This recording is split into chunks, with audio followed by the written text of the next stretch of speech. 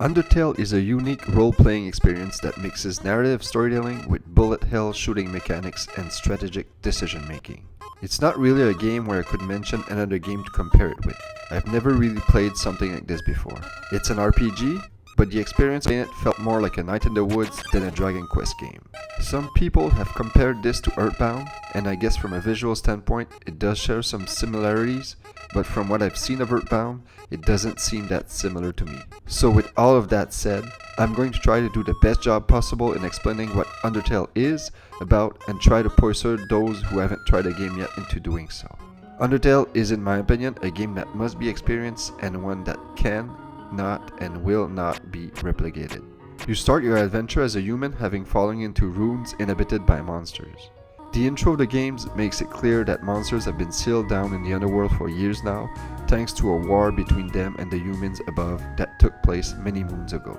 You don't really know much more than that, but by the end of the game, all your questions will be answered. The storyline is captivating and is probably the bulk of the reason why you'll want to experience the full game. The biggest difference between Undertale and most RPGs is that here, you don't need to kill anyone. In fact, you can go through the entire game without attacking once. You have the option to show mercy to every single monster or boss in the game.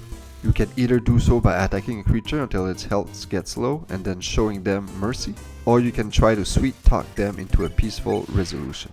Half the fun of the encounters is figuring out the personalities of each foe so you can then communicate with them in a manner that might prevent confrontation. The main characters introduced during the game are all fascinating. I never could bring myself to hurt them, and most of them end up being overall nice people.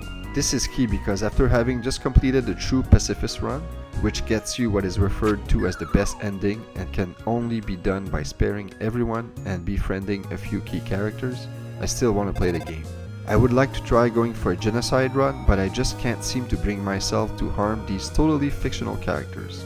This is weird, as many years ago, I played the KOTOR series, another masterful franchise, and had no problem experiencing both the light and dark paths.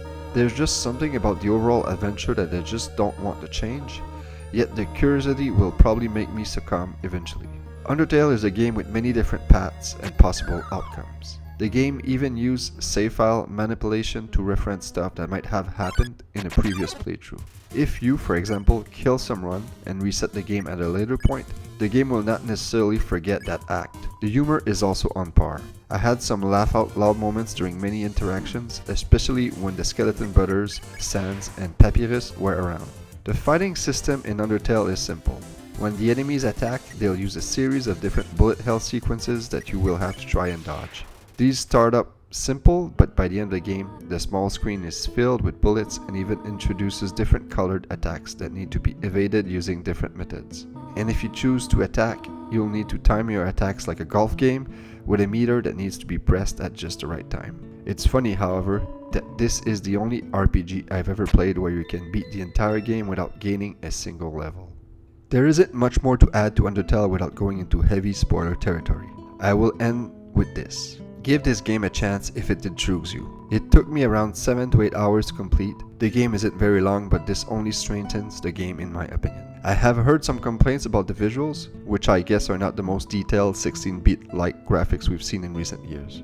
I found these added to the mystique of the game, however, and did enjoy the look. But it's all subjective, of course, and I don't think it would be enough of a distraction that one wouldn't enjoy the game. Like I said before, Undertale is a game like no other, and if you like narrative-driven role-playing games, you should absolutely give Undertale a try.